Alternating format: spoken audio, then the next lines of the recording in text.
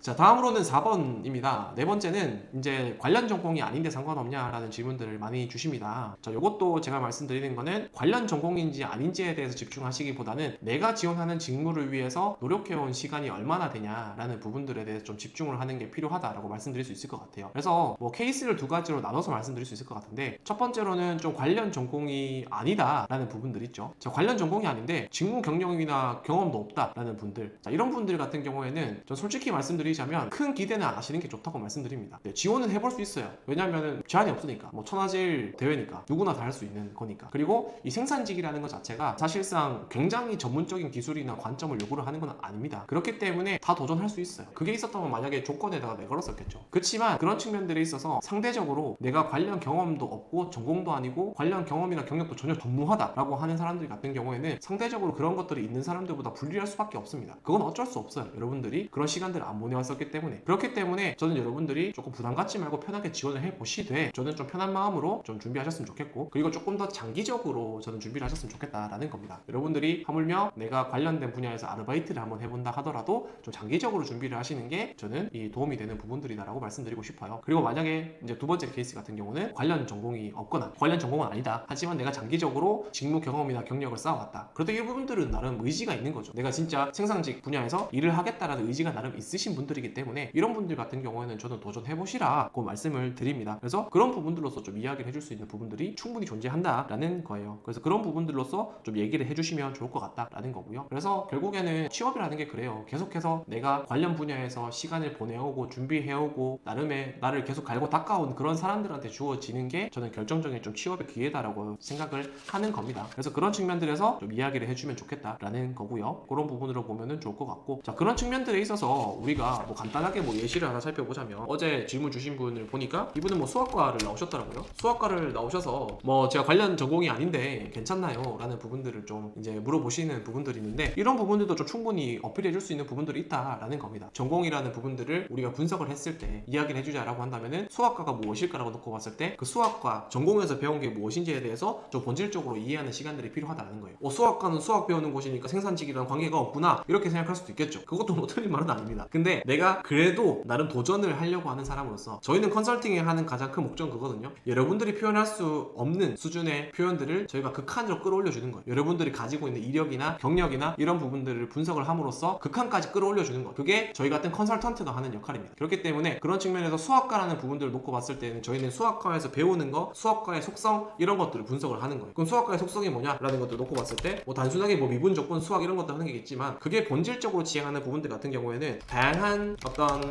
상황이나 문제나 현상, 이런 부분들을 어떤 수학적이고 논리적인 관점으로 해석하고 문제를 해결하는, 그것들을 배우는 게 저는 수학과의 가장 큰 본질적인 부분이다라고 말씀을 드립니다. 그렇기 때문에 그러한 측면들을 우리가 생산직 현장에 대입한다라는 부분들로 놓고 본다면은 할 수 있는 얘기가 없을까요? 네, 저는 있다고 보거든요. 저는 수학과 들어오신 분들 생산직 자기소개서 들어오면은 충분히 표현할 수가 있습니다. 물론 그것들이 뭐 이력적인 측면들에 있어서 이분이 관련된 경험이 있냐 없냐, 그거에 따라서 또 이제 합격 불합격에 대한 부분들을 또 가늠해 볼 수 있는 부분들이 있겠지만, 저는 일단 이걸 가지고 최대한의 표현을 끌어내는 거예요. 그러면서 이런 수학과라는 전공을 통해서 저는 뭐 수학과 전공을 통해 다양한 문제와 상황에 대한 분석적 관점을 키워왔고, 이는 생산 엔지니어로서 발생하는 공정상의 문제를 논리적으로 분석할 수 있는 역량이 된다고, 분석하고 공정을 개선하는 방법을 도출하는 핵심이 된다고 생각합니다.